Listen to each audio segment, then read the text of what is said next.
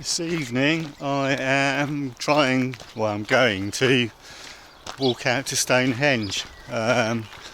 Just starting the trek out there. It's about 3.5 miles apparently. So the summer solstice is early next week. So all the local roads are closed off to keep the hippies and druids away. But that's the reason why I got such a long walk. But let's crack on with it. At the moment I'm walking along what is known as the Avenue, which is like the old traditional Stone Age Neolithic approach to Stonehenge. I can see it off in the distance. I won't show it to you, there's a speck in the distance at the moment. You won't even see it on camera. What a beautiful evening.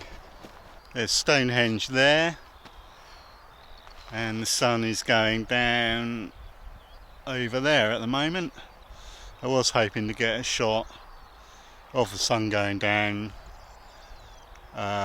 with Stonehenge in it, but I don't know that that's going to be possible because of it's really annoying, but everything's fenced off as you would expect. When I was a kid back in the 70s, we used to drive out here, actually drive up to the stones and picnic sitting on the stones next to the car. But I guess that's the modern world for you these days. Just trying to get the shot of the stones without this fancy thing here in the shot, without getting a sign in the shot reflecting. There's a lot of unnecessary crap to be avoided up here that could ruin your photo if you're not paying attention.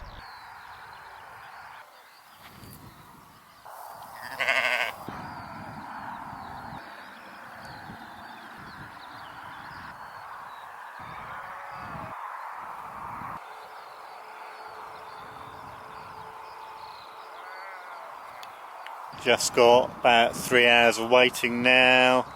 Tonight I am going to do about 12 shots in quick succession using the intervalometer, using the Samyang 12mm f2, be at f2.8, ISO 3200, and a 20-second exposure so I can stack those images.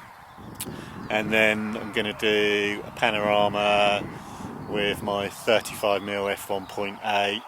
I'm not quite sure how many rows and columns I'm going to do. It's going to be a very simple panorama though, but I shall show you the results of those later, hopefully. Future me here butting in because tonight didn't really go as planned. I had a vague horrible feeling as I walked up to Stonehenge that it might not do.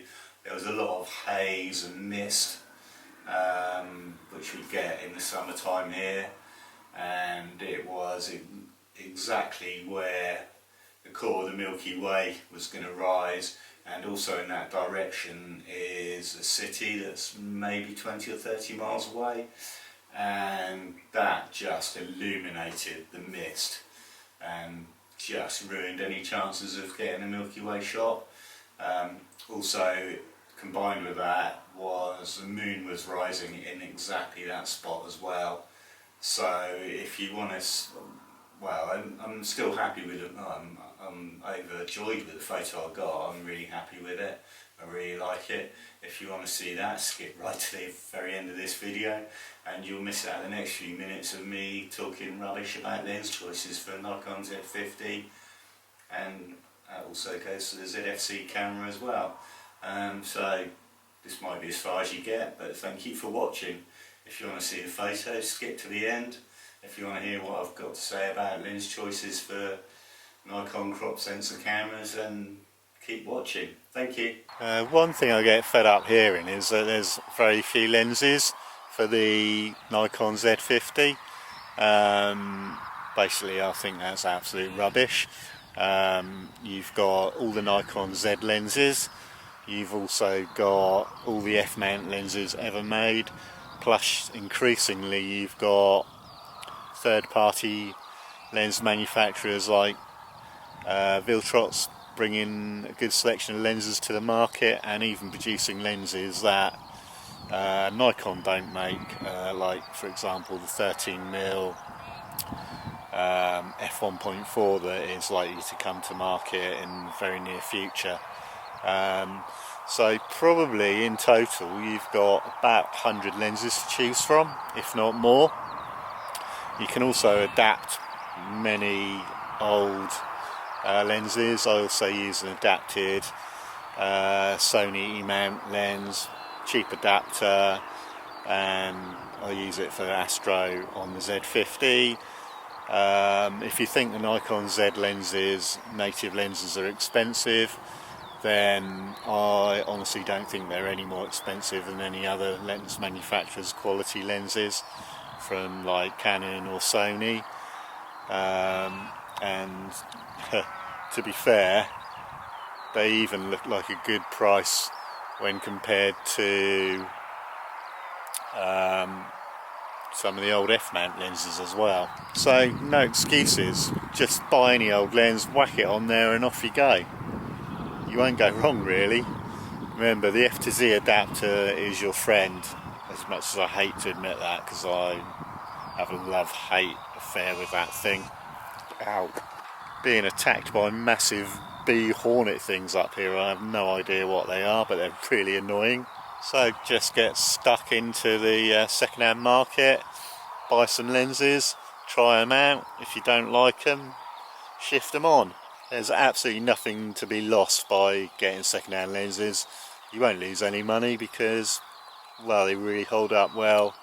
In fact, it's quite horrifying how much some second-hand lenses cost. I mean, obviously you got the initial outlay, but if you don't like it, you might lose a little bit of money on packaging, but you'll get your money back on the lens, no trouble. It's not going to be dark till about 11. The Milky Way should be over Stonehenge from then until it gets blown out by the moon rising at about 1:45 in the morning. So tonight I've probably got maybe an hour and a half to work to try and get the shots I want, so a little bit pushed for time, more than I would like to be, but let's just go for it and see what happens.